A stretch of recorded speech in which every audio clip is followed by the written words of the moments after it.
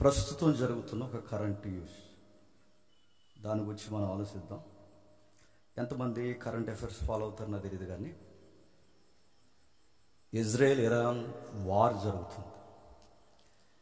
ఈ Israel Iran war గురించి రకరకాలు మాట్లాడుకుంటున్నారు, రకరకాల విషయాలు డిస్కషన్ చేస్తున్నారు. అది ప్రింట్ మీడియా కానీ, సోషల్ మీడియా కానీ, మెయిన్ లైన్ ఛానల్స్ ఏవైతున్నావో వాటి కానీ, కొన్ని ఇంటర్నేషనల్ పేపర్స్ కానీ, మ్యాగజైన్స్ కానీ వారికి తోచిన పుంఖాల పేజీలు రాస్తున్నారు.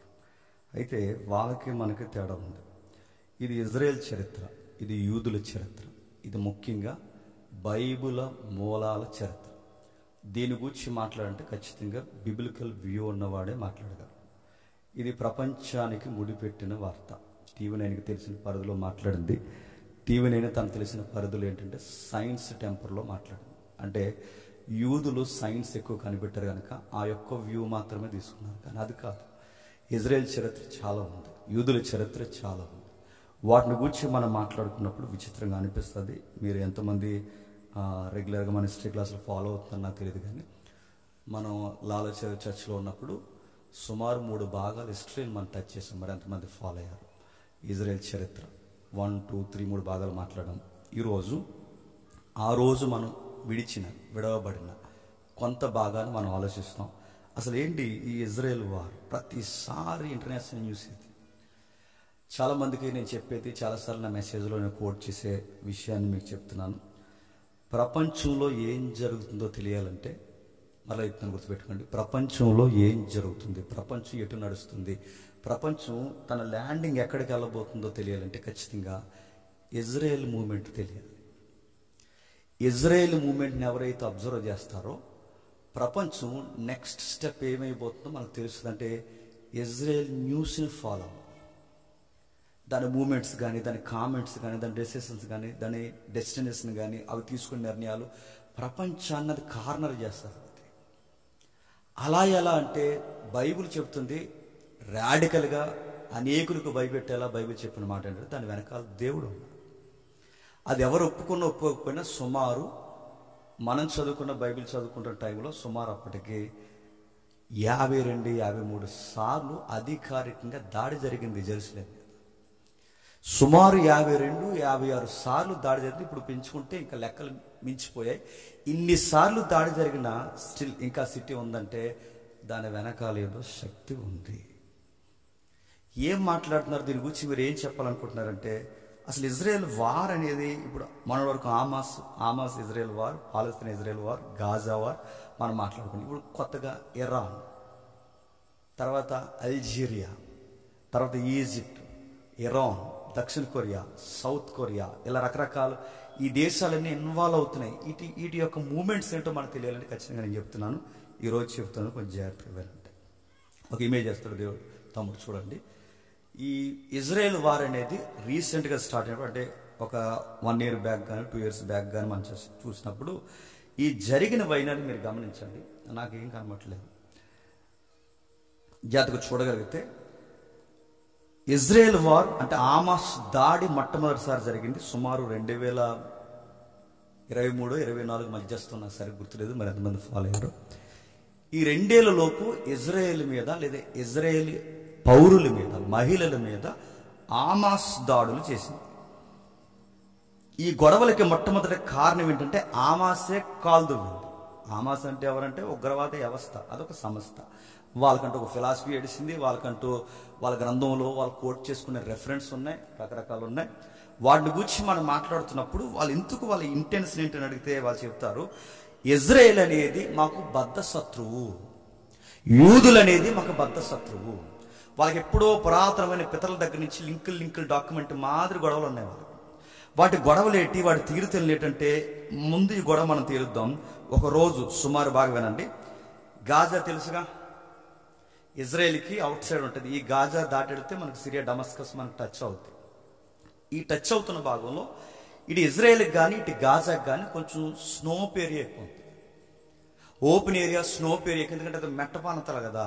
ఈ మెట్ట గుట్టల ప్రాంతాలు కొంచెం స్నోప్ ఏరియా సదునుగా ఉన్న ఏరియాలో వీళ్ళు ఏం చేశారంటే విశాలమైన భూభాగంలో ఈ యువకులు కుదురుండరు.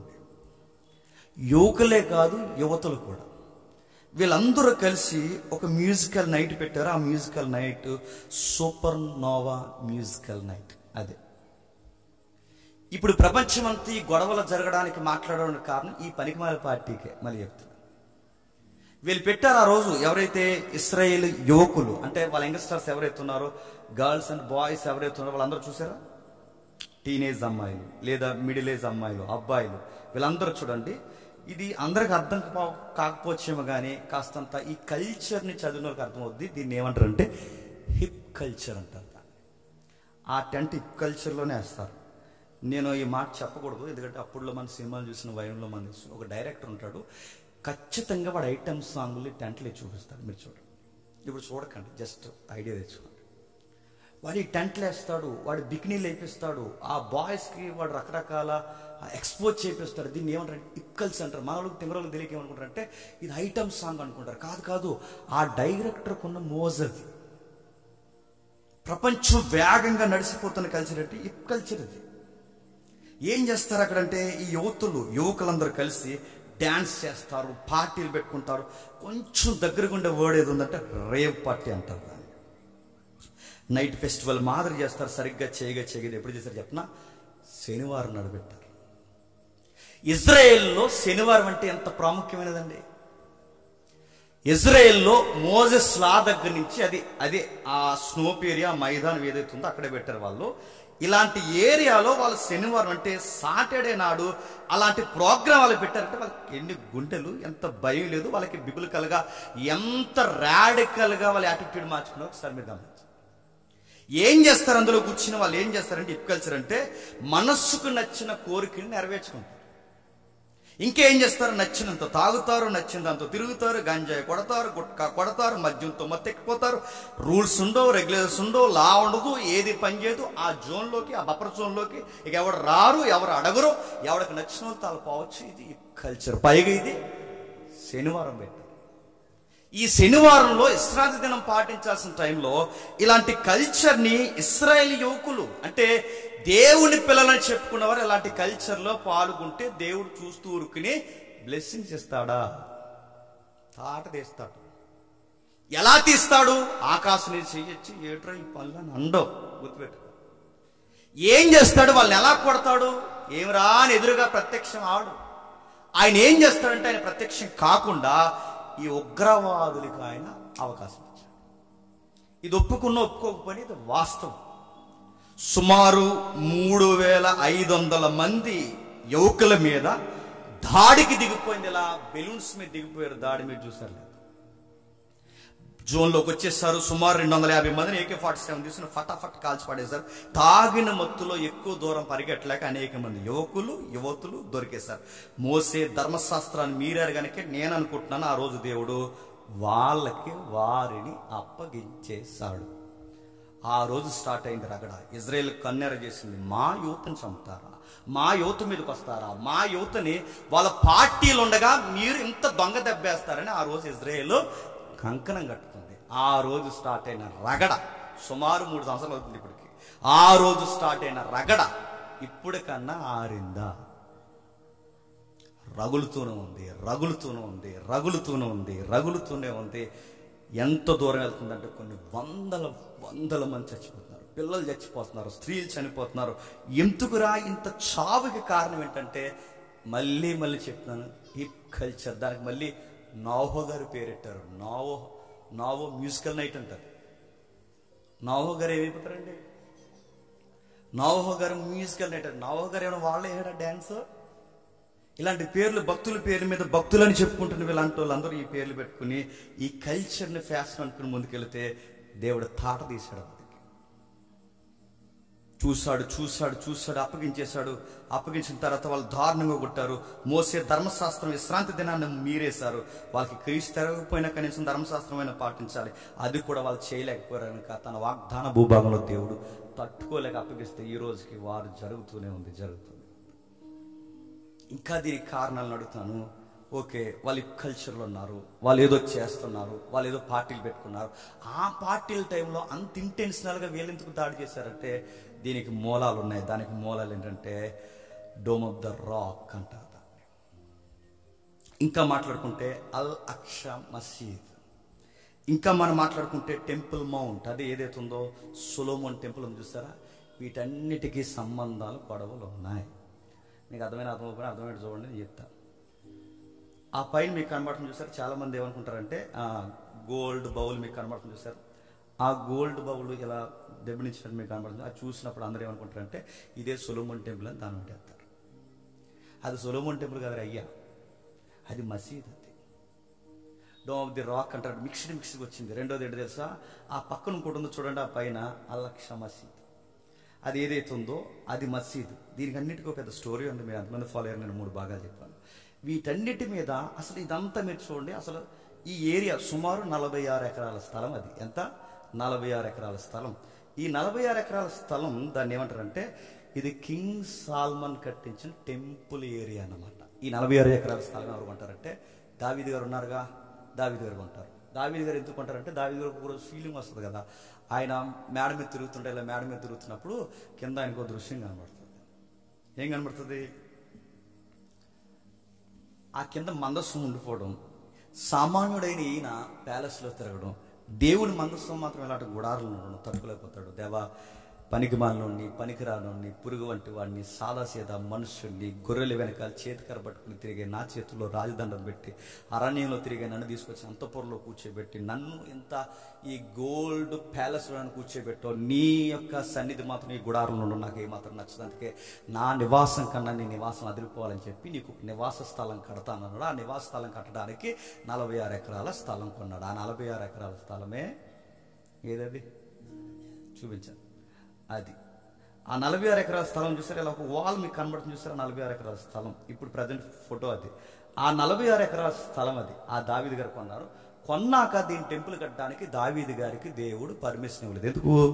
దావీదు గారు ప్రేయర్ రిక్వెస్ట్ పెట్టుకుంటారు, నేను కడతాను ప్రభు అంటే, నువ్వు కట్టడానికి వీల్లేదు, ఎందుకంటే నీ చేతులు రక్తం వచ్చేత తడిసిపోయాయి. మరి ఎవరు కడతారు? నీ కొడుకు వస్తాడులే. ఆ కొడుకు పేరు కూడా ముందు చెప్తున్నాను. ఆ కొడుకు పేరు ఏంటంటే సొలొమోన్. ఆ సొలొమోన్ ద్వారా కట్టిస్తాడు. ఆ సొలొమోన్ కట్టాడు. ఎంత రంగరంగ వైభవంగా కట్టాడు. ఒకసారి ఊహా చిత్రం ఒకటి ఉంటుంది, ఒకసారి చూడండి ఎంత బాగా కట్టాడంటే. ఇంకా ఇంకా ఇంకా జస్ట్ డెమో, ఇంకా ఏమైనా ఉన్నాయి? ఇది ఇంకా ఉంటాయి, ఇందాక మనం చూసాం.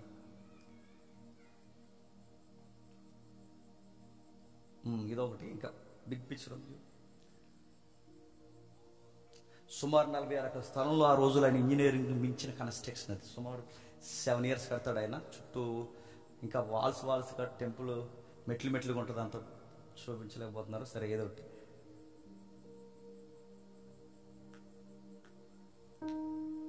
మొత్తం టీవీ అది చూడండి. ఇది ఒరిజినల్, ఇది ఊహా చిత్రం, ఇది ఒరిజినల్. ఇలా ఇప్పుడు చూడండి, ఒక మెట్టలా మీకు కనబడుతుంది చూస్తారా. ఎప్పుడు గుర్తుపెట్టుకుని ఆ మెట్ట అనే పాయింట్ నేను ఎందుకు నొక్కుతున్నానంటే, దావీదు గారి 46 ఎకరాల స్థలాన్ని కొనడానికి ముందు ఇదే మెట్ట మీద పెద్ద ఆయన తన కొడుకుని చెప్పండి బలిచ్చాడు. ఆయన ఎవరు? అబ్రహాం గారు. ఈ ల్యాండ్ కన్నా సెంటిమెంట్స్ ఉన్నాయి. అంటే ఇదే పర్వతం మీద అబ్రహాం గారు ఇస్సాకుని బలిస్తే అదే పర్వత కనుమల్ని 46 ఎకరాల స్థలం దావీదు గారు కొంటే, అంతకుముందు యాకోబు గారికి కూడా కల వచ్చింది కూడా ఆ ఏరియా. ఇప్పుడు ఈ నిటికి సెంటిమెంట్ ఏరియా అది. ఆ సొలొమోన్ గారు కట్టింది. ఈ కట్టిన తర్వాత ఈ రాను ఏమైపోయిందంటే, ఈ 46 ఎకరాల స్థలం కొన్నాక రాను ఇజ్రాయెల్ దేశానికి చాలా మంచి పేరు వచ్చింది. ఎందుకంటే ఇజ్రాయెల్ దేశం కానీ యెరూషలేం కానీ మీరు గమనించండి, ఇటు ఆఫ్రికా కానీ ఇటు ఆసియాకి కానీ సెంటర్ ఏరియా ఉంటుంది.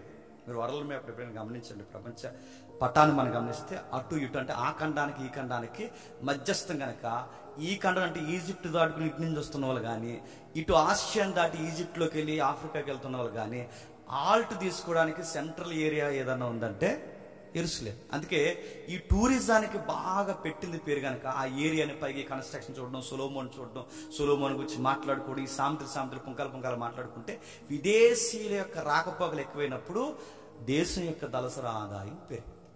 ఎప్పుడైతే దేశం యొక్క ఆదాయం పెరిగింది, విదేశీ రాకపోకలు పెరుగుతున్నాయి, ఇవన్నీ జరుగుతున్నప్పుడు ఆ ఏరియాకి మంచి పేరు వచ్చింది. సరిగ్గా పేరు వచ్చినప్పుడు వీళ్ళకి కన్నుబడింది.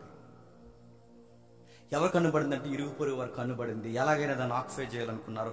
ఇశ్రాయేలుకి ఆ రోజు నుంచి ఈ రోజు వరకు ఉన్న బుద్ధి ఏంటంటే, కడుపు నిండితో ఒకలా మాట్లాడతారు, కడుపు నిండకపోతే ఒకలా మాట్లాడతారు.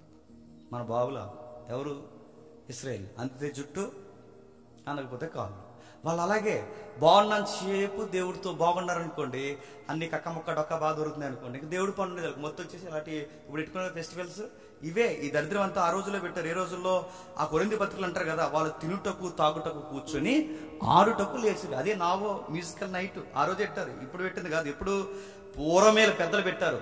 మోసే 40 రోజులు కొండ మీదకి వెళ్ళి వచ్చేసరికి కింద ఏం పెట్టారు చెప్పండి? Musical culture. ఈ దరిద్రం కల్చర్ వాళ్ళకి మూలాల నుంచి ఉన్నాయి. ట్రెండింగ్ ఏమనుకుంటారంటే, అరే ఎంజాయ్ చేస్తే తప్పేటట్టు. ఎంజాయ్ చేస్తే తప్పు కదా అయ్యా నేను చెప్తున్నాను. దేవుడికి వ్యతిరేకమైన పనులవి, విలువలు మర్చిపోయి పనులవి. అలాంటి పనులు వాళ్ళ ముందు నుంచి చేస్తున్నారు. ఈ కల్చర్ పేరు క్షమించండి, ఈ ఎంజాయ్ పేరు మీద ఇలాంటి పనులు వీళ్ళు చేస్తున్నప్పుడు, ఇశ్రాయేళ్ళు ఆకలి ఉన్నప్పుడు ఒకలా ప్రార్థన చేస్తారు, కడుపు నిండినప్పుడు ఒకలా ప్రార్థన చేస్తారు. ఇవాళ కడుపు నిండిపోయినప్పుడు ఏం చేశారంటే దేవుడు మర్చిపోయారు. ఎప్పుడైతే దేవుడిని మర్చిపోయారో, చేసిన రుణాన్ని దేవుడు విడిపించి ఐగుప్తు తీసుకొచ్చాడుగా, ఐగుప్తు నుంచి తీసుకొచ్చిన మొత్తం చరిత్రను ఎప్పుడైతే మర్చిపోయారో, మర్చిపోయినప్పుడు దేవుడు అప్పుడప్పుడు వీళ్ళని తొకడా కొట్టడానికి వాళ్ళని పిలిచాడు. ఎవరన్నా అడగకుండా ఓడి దగ్గర ఉంటుందని అన్నాను. వాళ్ళు పిలిచాడు. వాళ్ళు పిలిచినప్పుడు ఈ తిరవరం లేని బ్యాచ్ ఉంటారు, అదో రకం వాళ్ళు. నేను అప్పుడు 3 భాగాలు చెప్పినప్పుడు నాకు తెగ ఫోన్లు వచ్చి థ్రెట్ కాల్స్, నేను లేపేస్తాను త్వరగా వచ్చి లేపండి, చాలా బాధలు ఉన్నాయని చెప్పాను. రాలేదు, వస్తారేమో చూసాను. ఎందుకు చెప్తాను ఆ వర్డ్ మీకు దగ్గర చెప్తున్నాను, ఎందుకంటే వీళ్ళకి ఆ మాటలు అంటే వాళ్ళకి నచ్చదు. వాళ్ళ హిస్టరీగా తీసుకోరు, వాళ్ళ చరిత్రను అంగీకరించరు, అది వాస్తవాలు ఎందుకంటే చరిత్రను మార్చేయడానికి కూడా వాళ్ళు ఏమాత్రం వెనకాడరు. సరే, ఏవైతుందో వీళ్ళు వెళ్ళిపోయిన తర్వాత వీళ్ళ భూభాగాల్లో బాగా పంటలు పండి, కడుపులు నిండి, సరంబీలు వేసుకుని బాగా సుఖపడిన తర్వాత ఇశ్రాయేలు దేవుడిని మర్చిపోతే, దేవుడు ఎప్పుడు గుర్తుపెట్టుకోండి, దేవుడిని మర్చిపోతే దేవుడు మనల్ని మర్చిపోతాడా? తాట తెస్తాడు ముందుకు వచ్చి. అదే చేశాడు. ఏం చేశాడు? బాబిలోనియన్స్ లేపాడు, వాళ్ళకి ముందు అసూరియన్స్ లేపాడు. అంతకుముందు ఎవరైతే ఉన్నారో ఈ బబులోను కానీ మాదీయ పారసీకులు కానీ వీళ్ళందరూ లేపి చెతకొట్టించాడు. ఎవరిని? ఇశ్రాయేలు. అప్పుడు ఈ టెంపుల్ బాగా ముస్తాబు చేసి ఉంచారు. ఎప్పటికీ? ఈ సొలొమోన్ గారి కాలానికి. మీకు తెలుసో లేదో ఒకసారి లుక్ వేసి వస్తారా? సొలొమోన్ టైంలో ఎంత రేంజ్కి వెళ్ళిపోయిందో ఈ దేశం ఒకసారి లుక్ వేద్దాం. మొదటి రాజుల గ్రంథం 10వ అధ్యాయం, ఒకసారి చూడండి. మొదటి రాజుల గ్రంథం 10వ అధ్యాయం 14 చూడండి. మొదటి రాజుల గ్రంథం 10వ అధ్యాయం 14 వచ్చింది.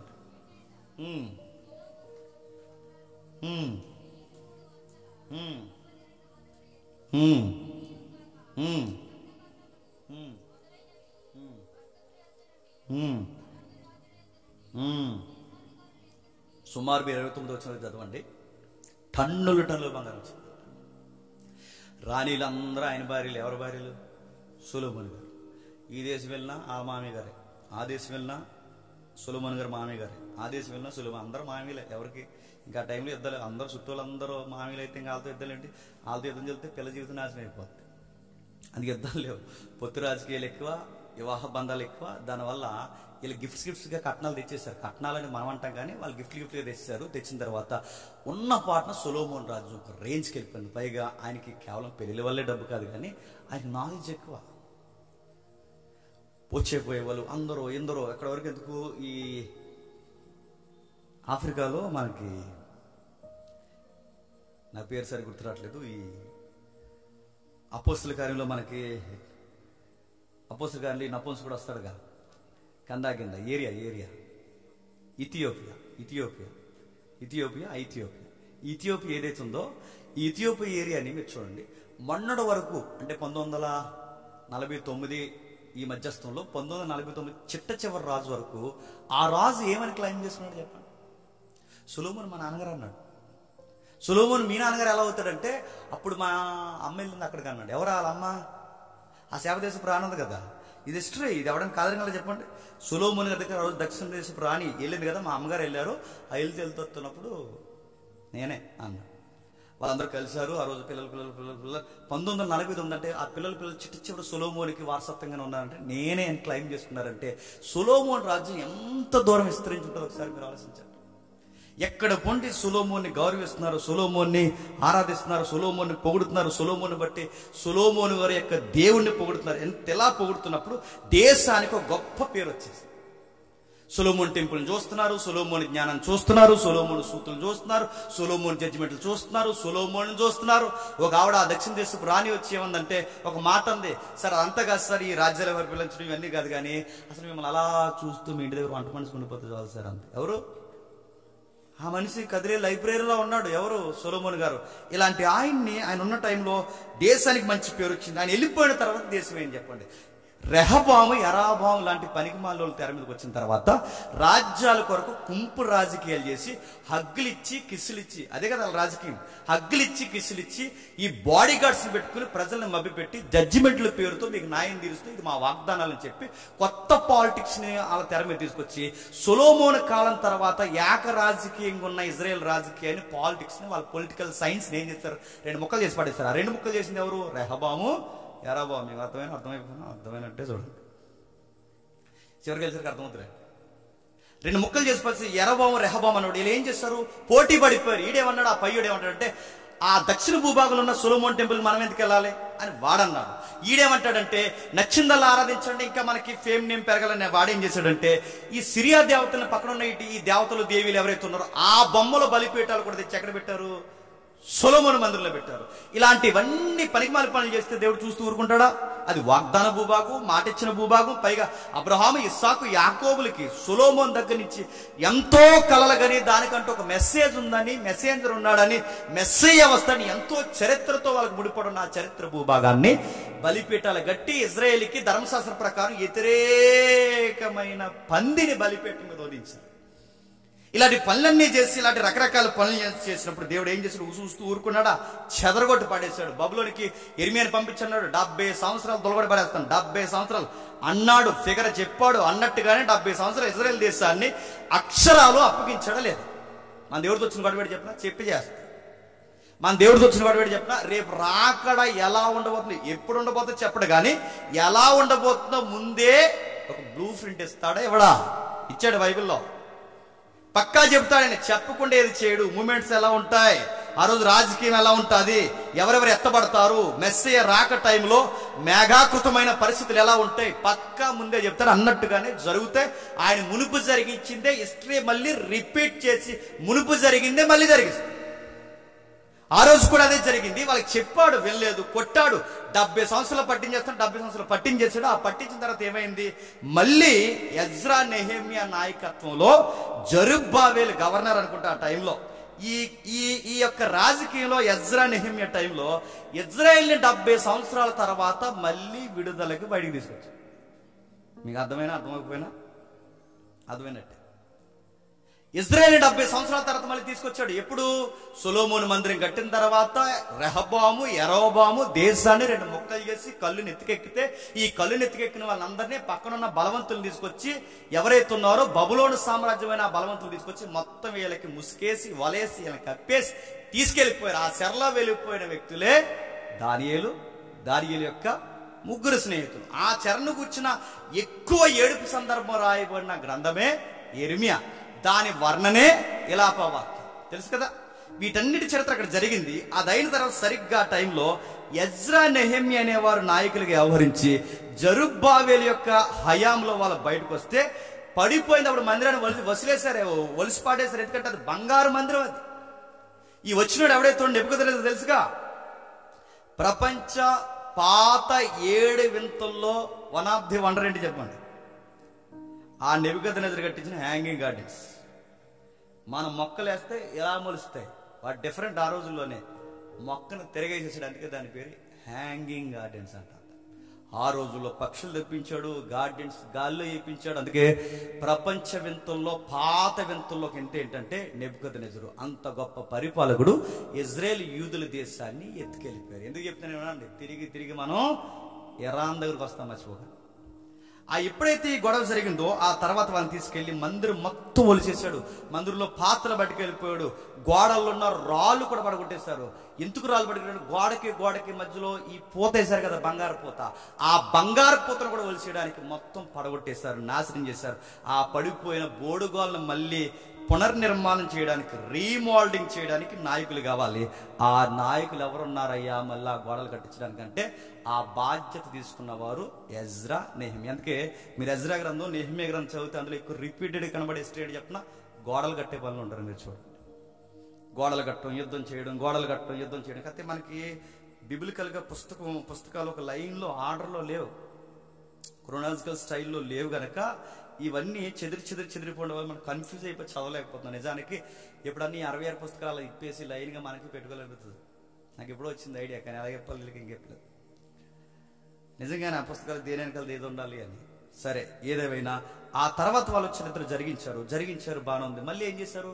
ఇజ్రాయేల్ బుద్ధే ఏంటి చెప్పండి? కడుపు నిండితే ఒకలాగా, కడుపు నిండిపోతే ఒకలాగా, మనసు ఉంటే ఒకలాగా, మనసు లేకపోతే ఒకలాగా, దేవుడు బాగా మేలు చేస్తే ఒకలాగా, మేలు చేయకపోతే ఒకలాగా, మేలు పొందారు సుఖం ఒకలాగా, సుఖం మరిగిన తర్వాత దేవుడు మర్చిపోయే బతుకు మరొకలాగా. ఇలాంటి పనులు చేసినప్పుడు దేవుడు మళ్ళీ ఏం చేసినంటే మళ్ళీ చిత్తకొట్టించాడు. ఆ చిత్త కొట్టిస్తే వాళ్ళు మళ్ళీ కొట్టిస్తే తర్వాత సుమారు 400 సంవత్సరాలు వాళ్ళని అలా గాల్లోకి వదిలేశాడు. ఆ 400 సంవత్సరాలు ఎప్పుడైతే గాల్లోకి వదిలేశాడో సరిగ్గా అప్పుడు రోమా ప్రభుత్వం అనేది ఊపందుకుంది. తెలుసు కదా రోమా ప్రభుత్వం? తెలిసినా తెలియకపోయినా చెప్పండి, తెలిసినట్టే. బండ గుర్తుపెట్టుకోండి. బాబిలోనియన్స్, మెడోపెర్షియన్స్, గ్రీక్స్, 4వది రోమన్స్. ఇది గుడ్డు లెక్క, అలా గుడ్డుగా గుర్తుపెట్టుకోండి. ప్రపంచాన్ని పరిపాలించిన మహా సామ్రాజ్యాలు. ఇది ఎన్ని పూసలు లాంటి చరిత్ర. ఈ 4 తెలిస్తే ప్రపంచ చరిత్రను అలా ఏళ్ళు మేము మాట్లాడవచ్చు. ఈ 4వ సామ్రాజ్యం వచ్చింది. ఆ 4వ సామ్రాజ్యం పేరు రోమన్ సామ్రాజ్యం. ఆ టైంలో ఈ ఏరియా ఏదైతే ఉందో, ఈ టెంపుల్ ఏరియా కానీ, యెరూషలేం ఏరియాని కానీ టేకప్ చేస్తున్న గవర్నర్ పేరు, అదే ఆ గవర్నరు మహాహేరోదు. అది యేసుప్రభు వారి టైంలో పిల్లల్ని చంపేశారు కదా, ఆడు. మీకు తెలిసినా తెలియకపోయినా చెప్పండి, తెలిసినట్టే. ఆ మహాహేరోదు ఎవడైతే ఉన్నాడో ఆడు తెర మీదకి వచ్చాడు. పాలిటిక్స్ ఉన్న వారికి అందరికీ పొలిటికల్ సైన్స్లో వాగ్దానాలు ఏడు చెప్పిన మతానికి సంబంధించిన వాగ్దానాలు ఎక్కువ ఇస్తారు. మీరు కూడా గమనించండి. నిన్న జరిగిందిగా, మనం అంటే మన మీద ఏడ్చేస్తారు, కానీ అనకుండా మనం ఏడిసినా అంటాం. ఆయన ఏదో కట్టాడు, అక్కడ ప్రధానమంత్రికి ఏదో కట్టాడు, ఇన్ని కోట్లు ఎట్టని అన్నారు. ఇన్ని కోట్లు ఎట్టి కట్టాడని ఆయన అంటే ఆయన మీద పడుతున్నాడు.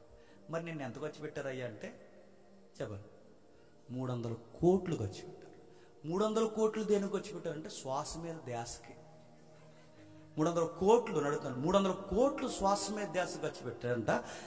నిన్న ఈరోజు మీడియా అనుకుంటాను డైరెక్ట్ క్వశ్చన్ అడిగాడు ఒక విలేకరు. ప్రజెంట్ మన గౌరవనీయమైన ముఖ్యమంత్రి గారిని అడిగారు. డైరెక్ట్ అడిగితే సింపుల్ ఆన్సర్ ఏం చెప్పారు తెలుసా? గిన్నీస్ బుక్లోకి ఎక్కాలని 300 కోట్లు ఖర్చు పెట్టామన్నారు. అసలు ఆన్సర్ అది. నేను అడుగుతున్నాను, మతానికి పెద్దపీటలు ప్రభుత్వాలు ఎప్పుడు వేసింది. ఆ రోజు రామ ప్రభుత్వం పెద్దపీట వేసింది. ఏ పీట వేసిందంటే ఇస్రాయేల్కి హార్ట్ బీట్ లాంటి సెంటిమెంట్, వాళ్ళకి ఎమోషనల్ ల్యాండ్ ఏదన్నా ఉందంటే సొలొమోన్ టెంపుల్. ఆ సొలొమోన్ టెంపుల్ కొరకు చాలా కళ్ళగా అంటారు వాళ్ళు. మందిరం బాగుంటే మేము బాగుంటాం, మందిరం బాగుంటే దేవుడు మాతో ఉంటాడు, మందిరాన్ని మళ్ళీ కట్టాలి ఎదురు చూస్తున్నప్పుడు ప్రభుత్వం పెత్తందారి వ్యవస్థ పెరిగిపోయింది. ట్యాక్స్లు వసూలు చేసేసారు. ఆ ట్యాక్స్లు వసూలు చేయడంలో వాళ్ళకి జాలి కనికరం లేదు. ఎంత జాలి లేదంటే గర్భిణీ స్త్రీలను కూడా ఎక్కడ పిలుస్తున్నారు చెప్పండి? జనాభా లెక్కలు పిలుస్తున్నారు. ఆ గర్భిణీ స్త్రీలను కూడా జనాభా లెక్కలు పిలుస్తున్నారంటే ఆ జనాభా లెక్కల టైంలో గర్భిణీ స్త్రీకి వెళ్ళి ఎక్కడో దారిలో కనేసిన తల్లే మరియమ్మ. ఆ సెన్సస్ టైంలో కదా కనేసింది. సరే, ఎప్పుడైతే ఈ జాలి లేని కనికరం లేదు, భూమి మీద పన్ను, ఇంటి మీద పన్ను, ప్రతి దానికి పన్ను, ట్యాక్స్ ఎంత మగ్గిపోతున్నప్పుడు ఇన్ని ట్యాక్స్లు కట్టలేని ఈ పరిస్థితుల్లో ఇప్పుడు ఆ మందిరం కట్టగలరా? కానీ ఆ ఏరియాని టేకప్ చేయడానికి మహాహేరోదు ఒక గవర్నర్ వచ్చాడు. ఆ గవర్నర్ గాడు ఆడికి పదవి పిచ్చి, ఆడికి జనాలు పిచ్చి, ఆడికి ఓట్లు పిచ్చి. ఆ టైంలో ఈ యూదుల యొక్క మన్ననంతా మనం గెలుచుకోవాలి అంటే ఏం చేద్దాం అంటే ఈ యూదుల యొక్క మన్ననంతా మనం గెలుచుకోవడానికి ఏం చేద్దామంటే వీళ్ళకి ఒక సెంటిమెంట్ టెంపుల్ ఉంది. ఆ టెంపుల్ బోడుగోడలతుంది. ఆ టెంపుల్ని మళ్ళీ మనం రీమోడలింగ్ చేస్తే ఖచ్చితంగా వీళ్ళు నన్ను చెప్పండి ఆరాధిస్తారు, గౌరవిస్తారని చెప్పి సుమారు 46 సంవత్సరాలు రీమోడలింగ్ చేయించాడు. మాట మీకు అర్థమవుతున్నాయా? 46 సంవత్సరాల వాడు మొత్తం పునర్నిర్మాణం జరిగించాడు. 46 సంవత్సరాల వాడు రీమోడలింగ్ చేయించాడు. కనుకే ఆ రీమోడల్ జరిగిన టెంపుల్ ని యేసుప్రభు శిష్యులు అలా నడిచి వెళ్తున్నప్పుడు యేసుప్రభు అని ఇలా పిలిచి, ప్రభువా చూడు ఆ మందిరం ఎంత శృంగారంగా నిర్మింపబడిందంటే అప్పుడు అంటారు, ఇది 46 సంవత్సరాలు కట్టిరే, దీన్ని పడగొట్టండి 3 రోజుల్లో చెప్పండి తిరిగి లేపుతాం. ఈ 46 సంవత్సరాలు కట్టింది ఎవరు? సొలొమోన్ కాదు. ఈ 46 సంవత్సరాలు కట్టింది ఎవరు? ఎజ్రా నెహెమ్యాలు కాదు. ఈ 46 సంవత్సరాలు దీనికి ముహూర్తం పెట్టి ఇంత బాగా నిర్మించింది ఎవరంటే 46 సంవత్సరాలు హేరోదు. ఎవడు? మహాహేరోదు. ఆ మహాహేరోదు అన్నవాడే 46 సంవత్సరాలు దాన్ని శృంగారు దేవాలయంగా చేశారు. మీరు శృంగారం అనగానే ఎక్కడికో పోకండి, ఆ దేవాలయాలు వేరు. శృంగారం అనే పదానికి ఏంటంటే అందమైన దేవాలయంగా దాన్ని అంత బాగా నిర్మించాడు. అంత బాగా నిర్మిస్తే యేసు ప్రభు వారికే శిష్యులు చూపించాలనుకున్నారంటే అది ఎంత అందంగా ఉంటుందో మీకు అర్థం కావాలి. అలాంటి మందిరాన్ని చూపించిన తర్వాత దేవుడు అన్నాడు, లూకా సువార్త 23వ అధ్యాయం వచ్చేసరికి ఆయన ఏమంటున్నాడు చూడండి. ఏమని ఆ మందిరం గురించి గొడవ పెడుతున్నాడు చూడండి ఒకసారి. లూకా సువార్త 23వ అధ్యాయం, లూకా సువార్త 23వ అధ్యాయం, త్వరగా లూకా సువార్త 23వ అధ్యాయం 27 వచ్చుండండి. గొప్ప జన సమూహమును ఆయన గూర్చి రొమ్ము కొట్టుకొనొచ్చు ఆయనను వెంబడించిరి. యెరూషలేము కుమార్తెలారా, నా నిమిత్తం ఏడవకండి, మీ నిమిత్తం మీ పిల్లల నిమిత్తం ఏడవడి. ఇదిగో గొడ్రాలను పాలియన స్థలమును ధన్యమైన చెప్ప దినంలో వచ్చుచున్నవి. అప్పుడు మా మీద పడని పర్వతములతోనూ మమ్మల్ని కప్పుడని కొండలతోనూ జనులు చెప్పసాగుదురు. వారు వచ్చి వారు పశ్చిమరానికి ఎలాగ చేసిన ఎండిన దానికి ఇంకేం చేద్దరో ఏం అర్థం లేదని నాకు అర్థమైంది. వివరిస్తాను వినండి. ఏం అర్థమైంది? యేసు ప్రభు వారిని సిలువేయడానికి గొలుగొతా కొండకి తీసుకెళ్లిపోతున్నారు. అప్పుడు జడ్జిమెంట్ అయిపోయింది. ఆయన తీసుకుని వెళ్ళిపోతున్నప్పుడు మార్గం మధ్యలో ఈ యెరూషలేము కుమార్తెలు అందరూ ఆయన చూసి ఏడుస్తున్నారు. ఎందుకు? ఆయన వాళ్ళని మేలు పొందారు, ఆయన వాళ్ళని భోజనం తిన్నారు, ఆయన వాళ్ళని స్వస్థలు పొందారు, ఆయన వలన ఎంతో కొంత లబ్ధి పొంది ఆయన మీద వాళ్ళకు ఒక నిరీక్షణ ఉంది. మెస్సయ్య రాజు, ఈ గవర్నమెంట్ ఎదిరించే మహానాయకుడు, విప్లవకారుడు ఎంతో కొంత ఆయన మీద వాళ్ళకి నిరీక్షణ ఉంది కనుక ఆ నిరీక్షణ కాస్త సిలువుగా మారిపోయి మోసుకెళ్ళిపోతున్నప్పుడు తట్టుకోలేక బాధపడుతూ, కుమారుడా, దావీదు కుమారుడు అని ఆయన వైపు చూసి, దేవుని కుమారుడు అని ఆయన వైపు చూసి రొమ్ము కొట్టుకొని దుఃఖించుచున్నప్పుడు ఆయన అన్నాడు, యెరూషలేము కుమార్తెలు ఆరా అన్నాడు. ఏ కుమార్తెలు? ఆ పదం మర్చిపోద్ది. ఏ కుమార్తెలు? రాజమండ్రి కుమార్తెలు కాదు, చెప్పండి. తూర్పుగోదావరి కుమార్తెలు కాదు, ఏ కుమార్తెలు కాదు. దీన్ని మార్చేస్తారు తెలుగు సినిమాలు, దీన్ని మార్చేశారు ఈ డ్రామాస్ ఏవైతున్నాయో ఈ డ్రామాస్ లో, దీన్ని మార్చేశారు స్క్రిప్ట్లో, దీన్ని మార్చేశారు ప్రసంగాల్లో. ఆ ఒక్క పదం తీసేశారు కనుక ఆ సందర్భం అర్థం కాకుండా పోయింది. ఏ పదం తీసేశారు? యెరూషలేము కుమార్తె అనే పదం తీసి చదవకూడదు. దాన్ని ఎలా చదవాలంటే యెరూషలేము కుమార్తెలానే చదవాలి. కానీ ఆ పదాన్ని ఎలా చదివారు? సూపర్ స్టార్ కృష్ణ గారు తీశారు కదా సినిమా. ఆ సినిమాలో కానీ అంతకుముందు కరుణమడి దైవమడి సినిమాల్లో కానీ యెరూషలేము కుమార్తెలారా అనరు, అమ్మలారా. ఏడవకు, మీకోసం చెప్పండి. మీ పిల్లలు అమ్మలారని లేదయ్యా చెప్పండి. అక్కడ అమ్మలారని లేదు, ఏముంది చెప్పండి? యెరూషలేము కుమార్. ఆ ఒక్క పదం చాలు హిస్టరీ మొత్తం ఎగిరిపోవడానికి. అది తీయొద్దు. అందుకే దేవుడు ఒకటి కలపొద్దు, ఒకటి తీయొద్దు. సున్నైన నువ్వు పొల్లేను. ఎందుకు? నువ్వు ఒక్కటి మార్చావంటే హిస్టరీ మొత్తం కొలాప్స్ అవుద్ది. నువ్వు చెప్పకూడని తప్పులు చెప్తావు. అలా తప్పులు చెప్పిన ఆయనలో ఒక పెద్ద ఆయన ఉన్నాడు. ఆయన సంఘానికి వర్షిప్కి, ఒక్క వర్షిప్కి 10,000 మంది వస్తారు. ఎవరన్నా అడగండి. ఆయన రెఫరెన్స్ ఏమని చెప్పాడు ఇప్పుడు? ఆయన రెఫరెన్స్ ఏమని చెప్పాడు తెలుసా? అదిగో కనని గొడ్రాలను పాలియన స్థలములను ధన్యములైన చెప్పి అంటే దేవుడు చూడండి, మన దేవుడు ఎంత గొప్పవాడో సువార్తల్లో ముందుగా రాయించాడు. ఈ రెఫరెన్స్ దేనికోసం తెలుసు? ఇప్పుడు ఈ 21వ శతాబ్దం నెరవేరుతుంది. 21వ శతాబ్దం నెరవేరుతున్న ఈ రెఫరెన్స్ ఎలా నెరవేరుతుందంటే టెస్ట్ ట్యూబ్ బేబీ అంట. Test tube baby. Test tube baby ఏంటి? టెస్ట్ ట్యూబ్ బేబీ ఏంటంటే ఇప్పుడు ఫ్యాషన్ ఎక్కువైపోయి పిల్లలకి అంటలేదు కదా కొంతమంది. మళ్ళీ ఎలాంటి మలుపులు కూడా వద్దేమో, లేనిపోను కూడా ఒకటి అంటే ఒకటి జరుగుతుంది కదా మలుపులు కూడా. సరే, కొంతమంది అందరు కాదు, కొంతమంది ఖండం మానేశారు. ఎందుకంటే అందం తగ్గిపోతుంది అని చెప్పి మళ్ళీ మన మధ్య ఇంకా నాకేం చెప్పాలి అర్థం అవట్లేదు. అది లవ్ తగ్గిపోద్దని చెప్పి, అందుకే అందం తగ్గిపోకూడదని వీళ్ళు ఏం చేస్తారంటే టెస్ట్ ట్యూబ్ని సంప్రదిస్తారు, సరోగసిని సంప్రదిస్తారు. సరోగసి అంటే మా వైఫ్కి అందనమాట. ఏం చేస్తారంటే ఇంకొక ఆవిడ మా వైఫ్ అండాన్ని, నా శుక్రకణాన్ని పట్టుకెళ్ళి ఆ రెండింటిని తన గర్భంలో పెడతాం. ఆ గర్భంలో పెడితే ఆవిడ మా కోసం పెట్టిన కంట. జస్ట్ ఆవిడ మాకు బెలూన్ లాగా తన స్టమక్ ఇస్తుంది అనమాట. దాన్నే సరోగసి అంటారు. రెండోది టెస్ట్ ట్యూబ్ అన్నాడు చూసారా? ఆ ట్యూబ్లో నుంచి పంపిస్తారంట శుక్రకణం.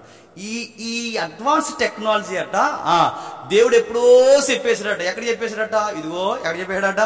ఇదిగో ఇక్కడ చెప్పేసాడు. ఒక పెద్ద ఆయన రెఫరెన్స్ చూపిస్తున్నాడంటే ఇంకా ఆయన ఏమనాలి? అక్కడికి వచ్చి ఐఏఎస్లు వస్తారు ఆయన చర్చికి.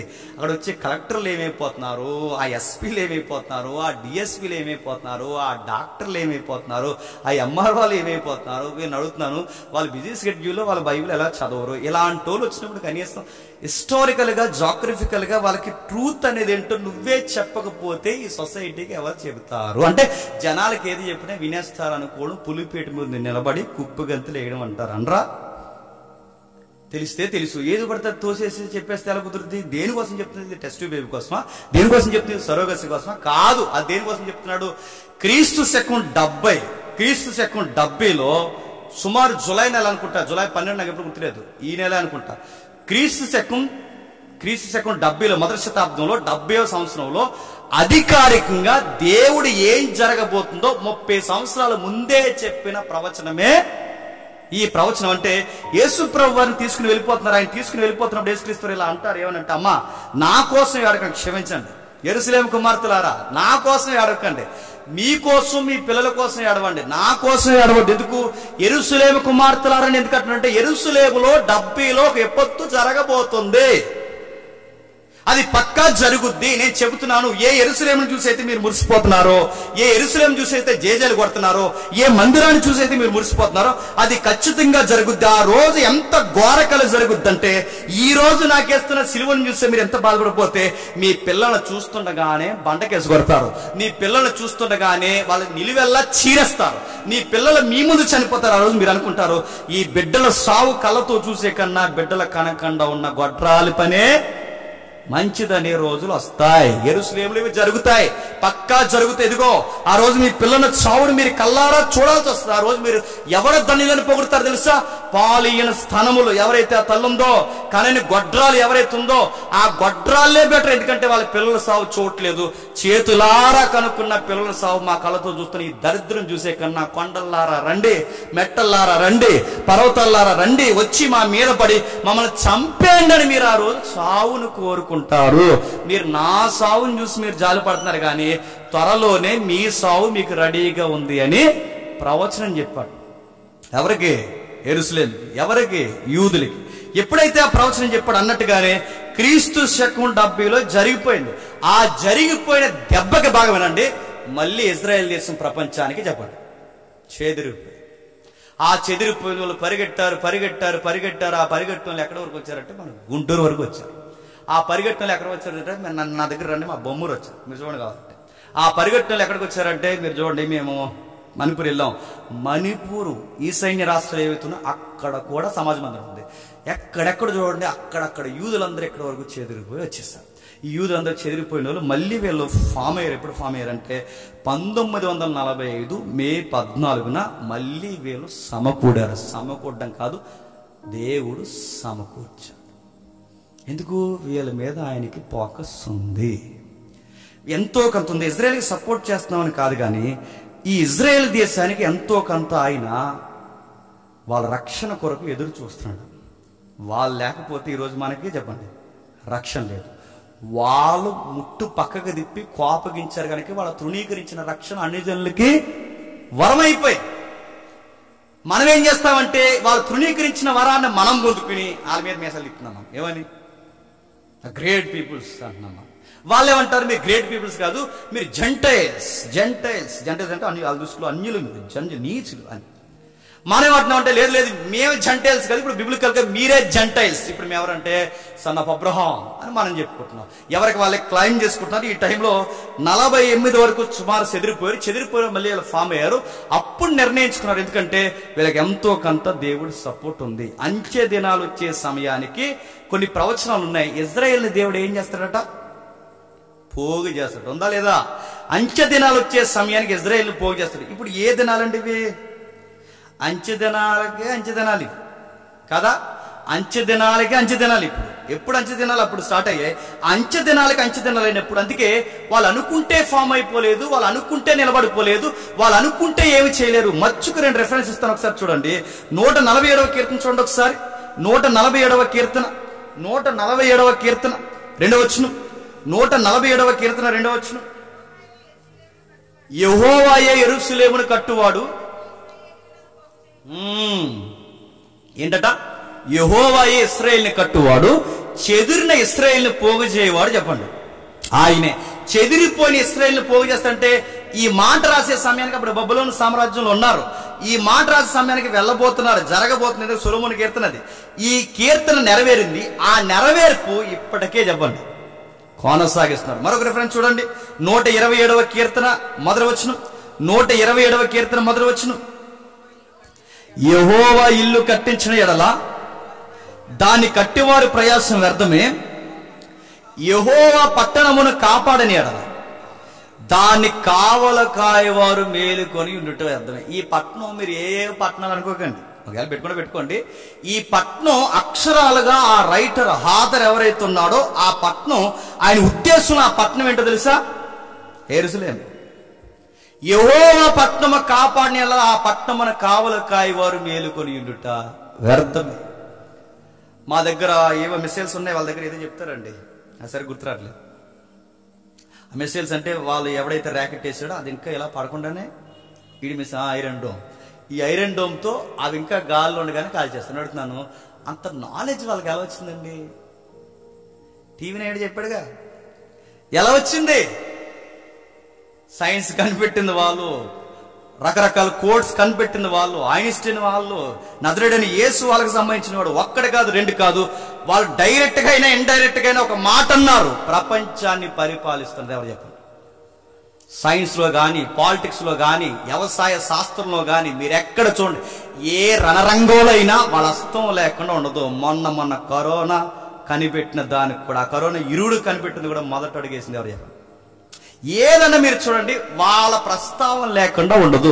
వాళ్ళు ఇంత మూమెంట్స్ చేస్తున్నారంటే ఖచ్చితంగా వీళ్ళు వెనకాల వాళ్ళ డిఎన్ఏలో పనిచేసేలాగా పనిచేస్తున్న శక్తి ఎవరు? ఇవే రిఫరెన్స్ మీరు గుర్తుపెట్టు. ఇశ్రాయేల్ని కాపాడువాడు కొనకడు. నీ డోమన్న నిద్రపోతేమో కానీ ఆయన కూడా నిద్రపోడు. గుర్తుపెట్టుకో. నీ మిసైల్స్ అయినా పనిచేయడం మానేస్తేమో కానీ ఆయన మాట ఇచ్చాడు, చివరి కాలంలో అంచె దినాల్లో నా కుమారుడిని ఎరిగేలాగా ఇజ్రాయేల్ని మరలా అంటు కడతాను. ఆ ప్రవచనం నెరవేరుతారు. ఇజ్రాయేల్ మళ్ళీ అంటు కడతాను. ఎవరికి అంటు కడతావు? ఇటు అన్యులకి ఇటు ఇశ్రాయేల్కి మధ్యస్థం చేయడానికి ఒక వ్యక్తి ఉన్నాడు. ఆ వ్యక్తి పేరే ప్రభు అయిన యేసుక్రీస్తు. ఆ ప్రాజెక్ట్ ఇంకా జరగబోతుంది. ఏమో ఏ రోజు ఇప్పటి వరకు తృణీకరించిన వాళ్ళు ఏ రోజు ఉన్న పాటను అంగీకరిస్తారు ఇంకా మనకి తెలియదు. చాలా వరకు యేసు ప్రభువుని నమ్ముతున్నారు లెక్కలు చూస్తుంటే. రాను ఇంకా ఎప్పుడు నమ్ముతారో తెలియదు. ఎందుకంటే వాళ్ళకి ఖచ్చితంగా సత్యాన్ని అంగీకరించే కాస్తంత స్వభావం ఉంది వాళ్ళకి. ప్రపంచం అంతా ఒకవైపు నిలబడినా వాళ్ళు మాత్రం ఒకవైపు నిలబడతారు, వాళ్ళు నమ్మిన సత్యం కొరకు. అయితే వీళ్ళు తిరిగి వచ్చిన తర్వాత, వీళ్ళు తిరిగి వచ్చాక ఇల్లు ఖాళీ ఉంచుతారు. ఇప్పుడు మన ఇల్లు ఉందండి, ఒక 10 సంవత్సరాలు ఇల్లు వేసిపోయాం అనుకోండి, అందరూ తుడిసి ఉండేస్తారు. మనం వచ్చే వరకునే పక్కింటాడు వండిస్తాడా? పాపం జేమ్స్ ఎక్కడికి వెళ్ళాడు తెలియదు. పాపం వచ్చే వరకు జాగ్రత్తగా ఇల్లు కాపాడదాం అనుకుంటాడు. ఏం చేస్తాడు చెప్పండి? ఒకసారి చూస్తాడు, 2 సార్లు చూస్తాడు, 3 సార్లు చూస్తాడు, సెకండ్ డాక్యుమెంట్ పుట్టిస్తారు పుచ్చేటవాడు ఉంటుంది కదా. రెండో డాక్యుమెంట్ వస్తుంది. ఎలా వచ్చిందంటే వాళ్ళు లేడు, ఏమయ్యాడో తెలియదు. 10 సంవత్సరాల నుంచి మేమే దీన్ని కావాలి కాస్తుంది. అందుకే మనకు రూల్ ఉంది కదా, 10 years ఎక్కువగా ఒక ఇంట్లో ఉన్నా, 30 years ఎక్కువగా ఇంట్లో ఉన్నా ఆ కరెంటు బిల్లు నువ్వు అలాంటి పని చేయకండి. ఎందుకు చెప్తున్నాను మళ్ళీ ఒకటి ఎక్కువగా అక్కడ ఉన్నా దాని మీద అథారిటీ ఎక్కువ ఎవరిదో అవుతుంది చెప్పండి? ఆ స్టేయింగ్లో ఉన్నవారిదో అవుద్ది. అలాగే వీళ్ళు ఏం చేశారంటే, వీళ్ళు వెళ్ళిపోయిన తర్వాత ఆ దేశం ఖాళీ ఉండిపోయింది కనుక అప్పటికే అబ్రహాం గారికి అనఫిషియల్, ఇంక నన్ను అడగండి ఏంటంటే, ఆవిడకి 12 మంది పుట్టారు కదా. అదే ఆడు వంకరోడికి మళ్ళీ 12 మంది, ఆ 12 మంది పుట్టారు కదా. అప్పుడు వాళ్ళు చాలా పెద్ద జనాభా అయిపోయారు. ఆ జనాభాలో ఒక జనాభాయే ఆమస్. ఆ జనాభాలోంచి పుట్టుకొచ్చిన మతాల సమ్మేళనమే ఇరాక్. ఆ మతాల సమ్మేళనం నుంచి వాళ్ళు నమ్మిన మతాల విశ్వాసమే అరబ్ ఫెయిత్. గుర్తుపెట్టుకోండి, ఇది హిస్టరీ. ఇది ఎప్పుడైతే వచ్చిందో వీళ్ళు వెళ్ళిపోయిన తర్వాత వీళ్ళు ఖాళీగా చూసి వీళ్ళు ఏం చేశారంటే, ఇశ్రాయేలీలకి ఎంతైనా కాదన్నా డైరెక్ట్ గానో ఇండైరెక్ట్ గానో అన్నదమ్ములు ఎవరు చెప్పండి? ఇస్మాయిల్.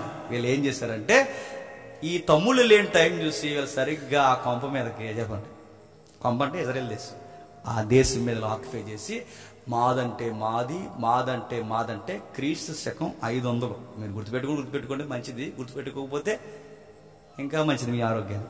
గుర్తుపెట్టుకోండి, మీ ఆత్మీయతకి మంచిది. సరే, క్రీస్తు శకం 500లో సరిగ్గా అక్కడ మీరు చూడండి. క్రీస్తు శకం 500లో ఇక్కడ ఇది ఫస్ట్, ఇక్కడ చూడండి, ఇది ఉంది చూసారా, అల్-అక్సా ఏదైతే ఉందో ఇక్కడ మీరు చూడండి. ఇది ఒక మసీద్. 500లో ఒక ఆయన పుట్టుకొచ్చారు. ఆయన పేరు మహమ్మద్ ప్రవక్త గారు ఏమన్నారంటే, నాకు గాబ్రియల్ అక్కడే కనబడింది, నాతో చాలా డీప్ హిస్టరీ మాట్లాడింది. నేను క్రిటిసైజ్ చేయట్లేదండో, ఆ హిస్టరీ వాళ్ళు చెప్పుకున్నదని నేను చెప్తున్నాను. నాతో మాట్లాడింది, ఎక్కడి నుంచి స్ట్రైట్గా వెళ్ళిపోయింది అన్నాడు ఆయన అలా అన్నాడు.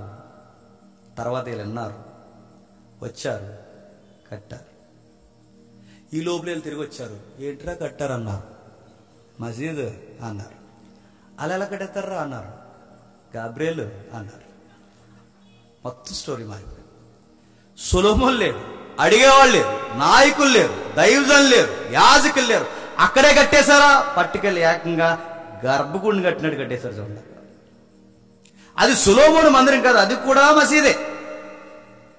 మరి సొలొమోను మందిరం ఏది లేదు, సొలొమోను కట్టిన ఆ గోడలేవి లేవు.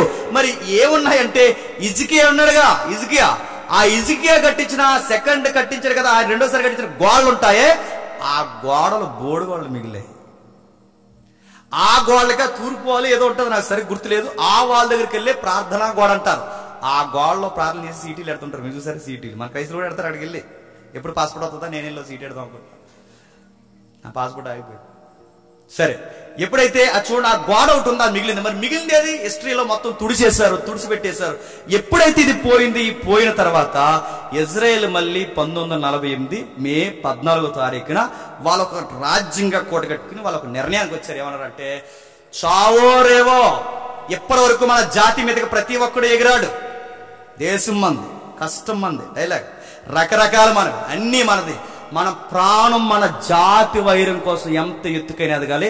మన జాతిని కాపాడుకోవడానికి అవసరమైతే అడ్వాన్స్ సైన్స్ మనమే కనిపెట్టాలి, అడ్వాన్స్ టెక్నాలజీ మనమే కనిపెట్టాలి. ప్రతి దానికి మనం ముందుండాలి. ఎందుకంటే మన జాతి ఈ ప్రపంచాన్ని శాసించాలని కంకణం కట్టుకుని కసితో ఈరోజు ప్రపంచాన్ని శాసించే స్థాయికి వాళ్ళు ఎదిగిపోవచ్చు. సైన్స్ వాళ్ళదే, బ్యాంకింగ్ సెక్టర్ వాళ్ళదే, వ్యవసాయ శాస్త్రం వాళ్ళదే. మీరు ఏదన్నా మాట్లాడండి, పొలిటికల్లో కొత్త మూమెంట్ తీసుకొస్తుంది వాళ్ళే, రసాయన శాస్త్రాలు వాళ్ళవే, మిసైల్స్ వాళ్ళవే. వాళ్ళు ఎప్పుడో 1957లో వాడేసిన మిసైల్స్ సెకండ్ హ్యాండ్ కొనుక్కుంటామా, ఎవరన్నా అడగండి. అప్పుడు వాడేసినాయి మిసైల్ 2, మిసైల్ 1, మిసైల్ అప్పుడు వాళ్ళు ఇంకా ఎట్లా అడ్వాన్స్ ఉన్నారు. వాళ్ళు బాగా వినండి, ఈ రోజుల్లో వాళ్ళు ఎంత అడ్వాన్స్ సైన్స్ అంటే, వాళ్ళు ఈ రోజు ఇక్కడుండగా స్పేస్ లోంచి, సాటిలైట్ లోంచి ఏ ప్రధానమంత్రి ఏం చేస్తున్నారో చూడగలిగే క్యాపబిలిటీ ఉందండి వాళ్ళకి. ఈరోజు చర్చిలో జేమ్స్ అన్నాడు ఏం మాట్లాడుతున్నాడు కూడా చెప్పగలరు వాళ్ళు. నా స్పాట్ ఎక్కడ ఉందో చెప్పగలరు.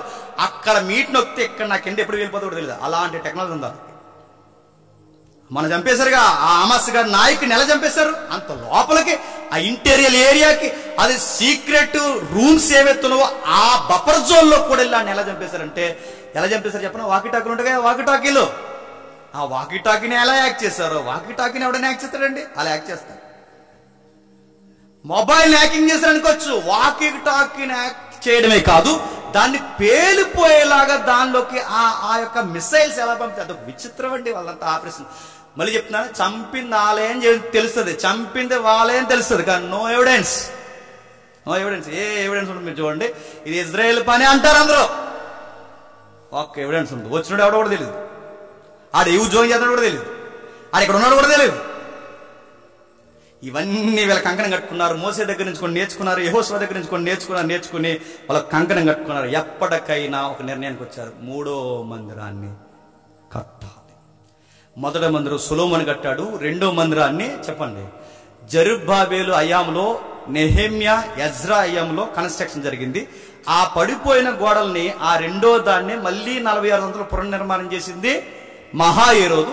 మళ్ళీ పోయిన తర్వాత ఇప్పుడు ఉండిపోయినాయే మొత్తం ఈ మసీదులను తీసేసి మళ్ళీ సొలొమోను మందిరాన్ని, ఆ ప్లానింగ్ ఇంకా ఉంది. అక్కడ ఉంటుంది కదా రాజుల గ్రంథంలో, ఇన్ని మోర్లు, ఇన్ని కొలతలు, దీని వాలు ఇది ఎంత, ఈ ముందు ఎంత ఉండాలి, వెనకాల ఎంత ఉండాలి, ప్రత్యక్ష గుడారం, అతి పరిశుద్ధ స్థలము, గంగాలం, ఇక్కడ మొత్తం మ్యాప్ ఉంది, ఇక్కడ ప్రింట్ ఉందిగా, బ్లూ ప్రింట్ ఉందిగా.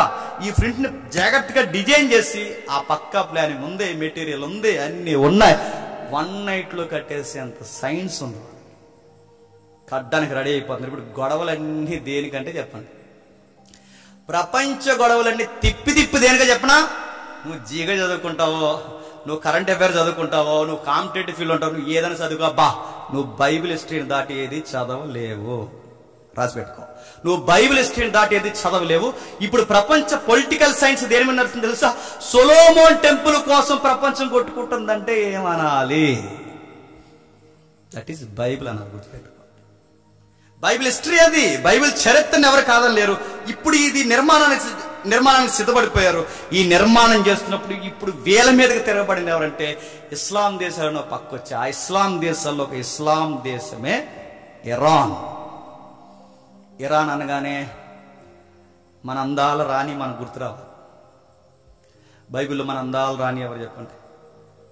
మీ రాణి కాదు, చెప్పండి. ఇప్పుడు చెప్తాను, ఇంటిస్తాను చెప్పండి. సూసాను కోట చెప్పండి. అంటారు, ఇది కూడా చెప్పబోతుంది చెప్పండి. సూసాను కోటలో ఎవరుండేవారు? ఎస్తేరమ్మ. ఆ సూసాన కోట ఆ రోజుల్లో క్యాపిటల్ ఏరియా. ఆ సూసాన కోట ఏరియాని ఇప్పుడు విస్తరింపచేస్తే ఇరాన్. మ్యాప్లో చూస్తారు ఒకసారి, లుక్ వేయండి, ఎందుకన్నా మంచిది. ముగించేద్దాం, 9:30 అయిందా? ముగించేద్దాం, ఒకసారి చూద్దాం. మొదటి మ్యాప్ తీయండి ఒకసారి. మొదటి మ్యాప్ అబ్రహాం ప్రయాణం చేసిన దేశంలో ఉంది చూడండి. అవసరం లేదు, చింపేస్తారా? చూడండి, మ్యాప్స్ ఇంకా అప్డేట్ బైబిల్స్ వచ్చాయి. వీలైతే దాన్ని ఫాలో అవ్వండి, మన బైబిల్ ఇంకా బాగా అర్థం అవుతుంది. అబ్రహాం ప్రయాణం చేసిన దేశంలో ఉంది చూసారా? బాక్స్ చూసారు కదా, బాక్స్ నేను చదివింది అబ్రహాం ప్రయాణం. ఆ బాక్స్కి రైట్ సైడ్ మీరు అలా వెళ్తే అబ్రహాం గారు ఊరు ఉంది. ఏ ఊరు? ఊరే. అబ్రహాం గారు ఊరి పేరు ఏం పేరు? ఊరే. ఆ ఊరికి పైకి వెళ్ళండి, కల్దియా. ఆ కల్దియాకి పైన బబులోని కనబడుతుందిగా. ఆ బబులోనికి కల్దీకి మధ్యలో ఉన్న దాన్నే ఇరాక్ అంట. ఇరాక్.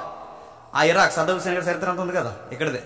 ఆ ఇరాక్ అలా దాటి పక్కకి వెళితే, ఆ దాటి అలా పక్క ఇద్దికెళ్ళి కనబడుతుందిగా నది. ఆ నది అలా దాటి వెళితే సూసాన్ కనబడుతుంది మీకు రైట్ సైడ్. కనబడినట్టే కనబడుతుందిగా. ఆ సూసాన్ కోట ఇలా కనబడుతుంది చూడండి. ఇలా ఒక సింబల్ వేసి, అదేదో దానిమ్మ పండ్లా కనబడుతుంది చూడండి, ఇలా సింబల్ వేసి. ఆ సూసాను కోట, తమ్ముడు ఎర్ర మార్క్ తిప్పుతున్నారు చూడండి. ఆ సూసాను కోట ఏదైతే ఉందో ఆ సూసాను కోట ఏరియాయే ఇరాన్. ఇప్పుడు అక్కడ ఉన్న ఇరాన్కి ఇక్కడ మళ్ళీ చూపించిన ఆ చివరికి రా మ్యాప్. ఎరుసలేం చూపించి ఒకసారి. ఎరుసలేం కాదు, అక్కడున్న ఎరుసలేంకి ఇప్పుడున్న ఇరాన్కి ఇప్పుడు వార్ స్టార్ట్ అయింది. ఈ మధ్యలో ఉన్న ఖాళీ ప్రదేశమే అరబ్బు ఎడారి. ఈ ఎడారిని టచ్ చేసుకుంటూ వెళ్ళిపోతే మధ్యలో తగిలే దేశాలే గల్ఫ్ హబ్. వీళ్ళందరూ చుట్టాలన్నమాట. ఎవరు? ఆ చుట్టాల బ్యాచ్ ఉన్నారు కదా, నేను డైరెక్ట్గా అడగండి, ఇవన్నీ లైవ్లో వెళ్ళిపోతాయి. ఆ చుట్టాల బ్యాచ్ ఉన్నారుగా, వీళ్ళంతా చుట్టం పట్టిన ఆనందములు పెట్టాలన్నమాట. వీళ్ళందరూ ఒకరొకరు సపోర్ట్ ఇచ్చుకుంటారు. ఎందుకంటే వీళ్ళ రిలీజన్ ఒక్కటే, వాళ్ళు రెండు భాగాలు ఉన్నా కానీ వాళ్ళ రిలీజన్ ఒకటి. అందుకే వీళ్ళందరికీ కొన్ని రెఫరెన్స్ ఉన్నాయి. వాళ్ళకి అలా అర్థమైనవి. ఆ రెఫరెన్స్ ఏంటంటే వాళ్ళు చదివిన గ్రంథాల్లో యూదులు ఎప్పుడు మనకి చెప్పండి శత్రువు. అలా వాళ్ళు చదువుకున్నారు కనుక ఇప్పుడు అక్కడి నుంచి ఇరాన్కి ఇజ్రాయెల్కి ఇప్పుడు వార్ స్టార్ట్ అయింది. ఇజ్రాయెల్ ఎంత ఉందండి మీరు చూడండి, బ్లూ. ఇజ్రాయెల్ ఎంత ఉందండి? బ్లూ ఎంత ఉంది? సీపురు పుల్ల చిన్నది ఉంది. ఈ చిన్నదే చెప్పండి, ఈ రెడ్ ఉంది చూసారా, ఎరుపు, దానికి ఎరుపు ఎక్కిచ్చేస్తుంది చూడండి, దట్ ఈజ్ ఇజ్రాయెల్. అదెంత ఉంది, ఇదెంత ఉంది? ఇదే కాదు, ఇప్పుడు ఇరాన్ చదువుతున్నారా? నెక్స్ట్ నేను భవిష్యత్తు దేశాలు చెప్తున్నాను చూడండి. నెక్స్ట్ మళ్ళీ ఇజ్రాయెల్ మీదకి వచ్చేది ఎవరు చెప్పిన? రష్యా. మీరు రాసి పెట్టుకోండి, రెఫరెన్స్ ఉంటాయి వాటికి. నెక్స్ట్ రాబోయేది ఏంటి చెప్పిన? అల్జీరియా. నెక్స్ట్ రాబోయేది లిబియా. నెక్స్ట్ రాబోయేది Egypt, Sudan, Iran, Syria, Saudi Arabia, Memon. ఈ దేశాలన్నీ రెడీగా ఉన్నాయి పిల్ల దేశం మీదకి. ఏ దేశం మీదకి? మీరు ఎన్నన్నారండి అబ్బా చెప్పండి, అలా అంటారు. మీరు ఎంతమంది అయినా రండి చెప్పండి, సింగిల్. ఎందుకంటే యోధా గోత్రపు సింహం హస్తం ఉంది వెనకాల, గుర్తుపెట్టు. మీరు ఎన్నైనా రండి, మీరు ఎంతమంది అయినా రండి, మీరు ఎంత గుంపులుగా వస్తారండి. ఎందుకంటే ఆ యోధా గోత్రపు సింహం వాళ్ళ రక్షణ కోరుకుంటుంది. వాళ్ళు ఇంకా సింహాన్ని ఎరగట్లేదు, కానీ వాళ్ళని ఎందుకు కాపాడుతుందో తెలుసా? ఎప్పటికైనా ఇజ్రాయెల్ చెప్పండి రక్షణ పొందాలి. కాపాడాడు, కొన్ని రోజులు పాఠాలు నేర్పించాడు, చెదరగొట్టాడు, అటు కొట్టాడు, ఇటు కొట్టాడు, ఇటు కొట్టాడు, అటు కొట్టాడు. వీళ్ళందరినీ కొట్టు తీసుకొచ్చి ఇప్పుడు ఆవిడ కూర్చోబెట్టాడు. వీళ్ళకి ఎన్ని సపోర్ట్ చెప్పినా, ఇరాన్ ఉంది, రష్యా ఉంది, అల్జీరియా ఉంది, లిబియా ఉంది, ఈజిప్ట్ ఉంది, సూడాన్, సౌత్ సూడాన్, 2 సూడాన్ ఉన్నాయి కదా, 2 సూడాన్స్ కూడా వాళ్ళకి సపోర్ట్ ఉన్నాయి. Iraq, Syria, Saudi Arabia, Memon, కొన్ని దేశాలు, ఇవన్నీ వాళ్ళకి సపోర్ట్ ఉన్నాయి. కానీ ఇజ్రాయెల్కి ఉన్న సపోర్ట్ ఒక దేశం, USA, United states of America. అదొకటే నిలబడుతుంది. ఎందుకో చెప్పినా, వాళ్ళకి తెలుసు ఎంతైనా చెప్పండి, వాళ్ళ రిలీజన్ మన రిలీజన్ చెప్పండి ఒక్కటే, మన ఫెయిత్ ఒక్కటే అని నమ్ముతారు. కనుక ఇజ్రాయెల్ దేశానికి అగ్రరాజ్యం ఏదైనా సపోర్ట్ ఇస్తుందంటే చెప్పండి. ఇందాక వచ్చి ముందు వార్త చూశాను, అమెరికా రంగంలోకి దిగింది అని. దిగుతారు, రంగంలోకి దిగుతారు, రంగం వాళ్ళదే. గొడవలో దిగుతారు, గొడవ వాళ్ళదే. అందుకే చూడండి, రేపు 3వ ప్రపంచ యుద్ధం జరిగితే 2 వార్తలు 2 పాయింట్స్ మాట్లాడుకోవచ్చు. 3వ ప్రపంచ యుద్ధం జరిగితే ఎవరెవరికి యుద్ధం జరుగుతుందని 3వ ప్రపంచ యుద్ధం అంటే ఇస్లాం చెప్పండి, క్షమించండి వద్దు, ఇస్లాం చెప్పండి, ఇజ్రాయెల్. ఇస్లాం చెప్పండి, ఇజ్రాయెల్. ఈ 2 దున్నపోతూ దెబ్బలాడుకుని చెప్పండి, లేగదోళ్ళు మనమే పడిపోతాయి. ఆలాలు కొట్టుకుంటారండి, ఆడి దగ్గర బాంబులోని ఈడి దగ్గర బాంబులో, మన దగ్గరే చెప్పండి. ఆడి వైపు జారబడినా ప్రమాదమే చెప్పండి, ఈడి వైపు జారబడినా ప్రమాదమే. ఎవరొకరు సపోర్ట్ ఐక్యరాజ్య సమితి 2 భాగాలు గడిపోయింది అనుకోండి, ఐరస్ ఆ 2 ఒక 2 భాగాలు గడిపోయింది అనుకోండి, గడిపోయిన తర్వాత ఎవరో సపోర్ట్ ఇవ్వాలిగా. సపోర్ట్ ఇస్తాడు, ఊరుకుంటాడా? మన పక్కన ఉన్న వాళ్ళు చుట్టాలు ఎవరు చెప్పండి, మొన్నే ఇస్తాడు కదా పాకిస్తాన్. ఏది ఏమైనా గుర్తుపెట్టుకోండి, ఏం జరుగుతుంది ఇదంతా అంటే సొలొమోన్ టెంపుల్ చుట్టూ జరుగుతుంది, అబ్రహాం వాగ్దానం చుట్టూ జరుగుతుంది, ప్రవక్తల వాగ్దానం చుట్టూ తిరుగుతున్నాయి. ఇవన్నీ ఎంతకింత గొడవ జరుగుతున్నప్పుడు దేవుడు ఏం చేస్తున్నాడంటే చట్టం పని తన పని చేస్తుందని ఎంత వాస్తవమో బైబుల్ దేవుడు పొలిటికల్ సైన్స్ లో తన పని తాను చెప్పండి. రాజమండ్రి ఎమ్మెల్యే ఎవరెవ్వాలో కూడా ముందే అక్కడ తెలిసి గుర్తుపెట్టుకోండి. ఎవరు దిగాలో, ఎవరు ఎక్కాలో, ఎవరు ఉండాలో, ఎవరు పోవాలో మొత్తం డివైన్ కౌన్సిల్లో ముందే దేవుడు నిర్ణయిస్తాడు. అది ఎవరికి అర్థమవుద్దంటే అందరికి అర్థమవుదు.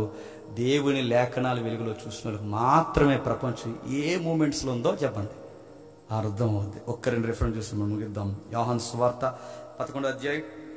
ఈ రిఫరెన్స్ చూడకపోతే ఇప్పటివరకు మనం మాట్లాడుకున్న దానికి అర్థం లేదు. యోహాను సువార్త 11వ అధ్యాయం 52 వచ్చింది.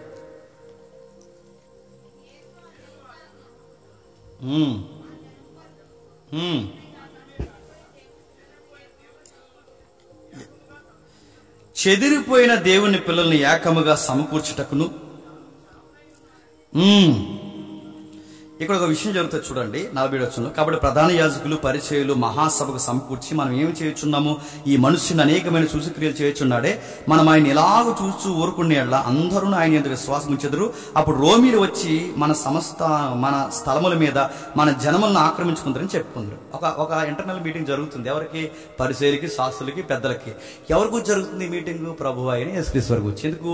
పబ్లిక్ ఫేమ్ నేమ్ ఎవరికి పెరిగిపోతుంది?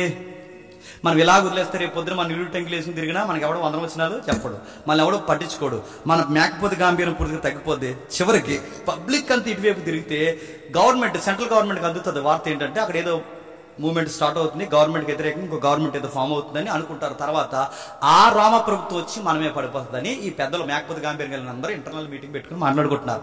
ఆ మీటింగ్ మాట్లాడుకుంటున్న టైంలో ఈ పెద్దలకు ఒక పెద్ద వచ్చేటండి. అందులో ఆ పెద్ద వచ్చి ఏమంటున్నాడు చూడండి, మనం ఆయన అయితే వారిలో కైప అని ఒకడు, వీడు తెలుసుగా కైప అన్న, ఈ కైప అనే ఒకడు ఆ సంవత్సరంలో ప్రధాన యాజకుడు ఉండి మీకేమి తెలియదు, మీకేమి నోర్మయ్యండి, మీకేమి తెలియదు, మనుష్యుడు ప్రజల కొరకు చనిపోవడం యుక్తమని మీరు ఆలోచించుకున్నారు అని వారితో చెప్పును. తనంతట తాను ఇలాగ చెప్పలేదు కానీ ఆ సంవత్సరంలో ప్రధాన యాజకుడు ఉండిన గనక అలా చెప్పాడట. యేసు జనసమూహం కొరకు, జనముల కొరకు మాత్రమే కాక చెదిరిపోయిన దేవుని పిల్లల కొరకు ఏకముగా సమకూర్చుటకు సావనై ఉన్నాడని. ఇప్పుడు చెప్పండి, ప్రభు అయిన యేసుక్రీస్తు వారు చనిపోయింది దేనికి చెప్పనా? కేవలం అన్యులకు రక్షణ ఇవ్వడానికే కాదు. ప్రభు అయిన యేసుక్రీస్తు వారు చనిపోయింది కేవలం మన పాపాల కొరకే కాదు. ప్రభు అయిన యేసుక్రీస్తు వారు చనిపోయింది ఈ ప్రవచనం ప్రకారం తెలిసి చెప్పాడు, తెలియజెప్పాడు, మొత్తమే ప్రధాన యాజకుడు చెప్పాడు. ఆ చెప్పిన ప్రవచనం ప్రకారం ఏంటో తెలుసా? ఇశ్రాయేలు మళ్ళీ సమకూడి దేవుని పిల్లగా మారతారు. ఇప్పుడు బాగా వినండి, సమకూడడం అంటే జోగ్రఫికల్గా దేశం విస్తరించడం కాదు.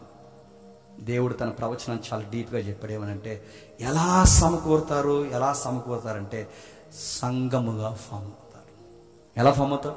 సంఘం. అందుకే చూడండి, ప్రభు అయిన యేసుక్రీస్తు వారు నమ్ముకున్న వారికి యూదుడని ఉండదు చెప్పండి, గ్రీసు దేశస్థుడు ఉండదు, అన్యుడని లేదు, ఇశ్రాయేల్ అని లేదు. మరి ఏమవుతారంటే అందరూ ఏకమవుతారు. ఈ చెదిరిపోయిన అన్యుల్ని, ఇశ్రాయేల్ అందరినీ కలిపి తన రాజ్యాన్ని విస్తరింప చేస్తుంది. ఇప్పుడు దేవుడు ప్రణాళిక కేవలం ఇజ్రాయేల్ దేశమే కాదు, ఇజ్రాయేలు అన్యులు కూడా కలిసి సంఘముగా కట్టబడాలన్నదే చెప్పండి దేవుని ప్రణాళిక. అందుకే దేవుని కుమారుడు ఈ భూమి మీద చెప్పండి సశరీరుడిగా వచ్చాడు. అందుకే అన్నీ చదువుకుంటారు, తెలిసిన వార్తలు అనుకుంటారు, కానీ ఆ చదివిన దాన్ని ఏం జరుగుతుందో ఒకసారి మీరు ప్రపంచంలో చూడగలిగితే దేవుడు చెప్పింది పక్కా నెరవేరుతుంది. దేవుడు ఒక ప్రవచనం చెప్పాడంటే ఖచ్చితంగా నెరవేరుతుంది. మరో మాట చూడండి, త్వరగా ముగిద్దాను, ఒట్టే చెప్తున్నాను, ముగిస్తాను. ఎఫెసీయులకు రాసిన పత్రిక, అపోస్తలుడైన పౌలు ఎఫెసీయులకు రాసిన పత్రిక 2వ అధ్యాయం, ఎఫెసీయులకు రాసిన పత్రిక 2వ అధ్యాయం 15వ వచనం నుండి,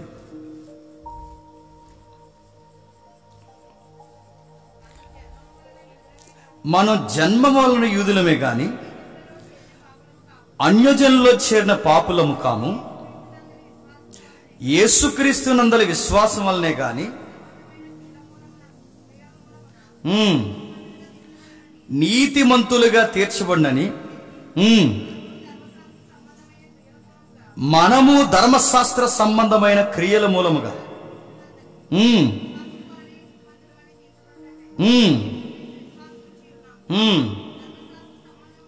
2వ అధ్యాయం 17వ వచ్చేమనా?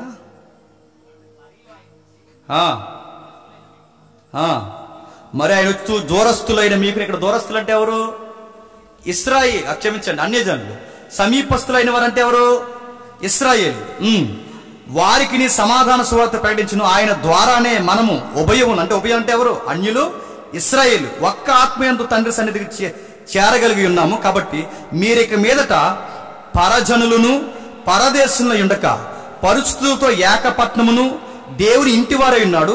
క్రీస్తే ముఖ్యమైన మూలరాయి ఉండగా అపోస్తుల ప్రవక్తలు వేసిన పునాది మీద మీరు కట్టబడి ఉన్నారు. పునాది మీద ఇల్లుగా కట్టబడుతున్నారంటే ఏ ఇల్లు, ఏ పునాది, ఏ రాళ్ళు? సంఘం. గుర్తుపెట్టు. ఇప్పుడు ఇశ్రాయేలుని అన్యులు కూడా కలిపి ఒక సంఘంగా కట్టబోతున్నాడు. ఆ సంఘంగా కట్టబోతున్నాడు కనుకే ఈ ప్రణాళికలో దేవుడు ఉన్నాడు. మనమందరం ఏమనుకుంటున్నామంటే వారు జరుగుద్ది, వారు జరుగుద్ది, వారు జరుగుద్ది అంటున్నారు. కానీ ఇశ్రాయేల్ అందరూ కనిపెట్టేది ఎవరి వరకు? మెస్సయ్య వస్తాడని. క్రైస్తవులందరూ కనిపెట్టేది ఎవరి వరకు? మెస్సయ్య రెండవ రాకడలో వస్తారని. వాళ్ళనుకునే మెస్సయ్య వేరనుకున్నా, వీళ్ళనుకునే మెస్సయ్య ఒకటనుకున్నా, వారు ఒప్పుకున్నా ఒప్పుకోకపోయినా ఇద్దరు మెస్సయ్య. ఆ వచ్చినోడు ఒక రోజు ఇద్దరిని ఒకటి చేస్తాడు. ఇది ఇలాగే మేఘాల మీద వస్తాడు. గాన ప్రతిగానాలు, పంచభూతాలు, మిక్కటమైన యంత్రంతో వాతావరణం ఒక్కసారి రెపపాటును మారిపోద్ది. ఆ రోజు ఉభయులు ఇద్దరు ఏకమవుతారు. రక్షణ పొందిన వీరిని మేఘాల మీద ఎత్తుకెళ్ళిపోతారు. ఇదంతా నిజమేనంటారు అన్నయ్య అని మీరు నన్ను అడిగితే, నిజమే రయ్యా. టీవీ 9లో వస్తుంది చూడు. ఆ టీవీ 9లో వచ్చేది అదే. ఇదంతా అబద్ధమైతే ఇప్పుడు టీవీ 9లో ప్రజెంట్ వారు ఏమని కూడా చెప్పండి. కళ్ళ ముందు కనబడుతున్నాయి ప్రవచనాలు, కనబడుతుంది చరిత్ర, కనబడుతుంది వారు, కనబడుతుంది అంత నిజం. ఇది నిజమైతే రాకడ కూడా జరుగుద్ది అనేది చెప్పండి. నిజం నిజం నిజం. మోకాలేయగలిగిన వారు మోకాలు వేయండి,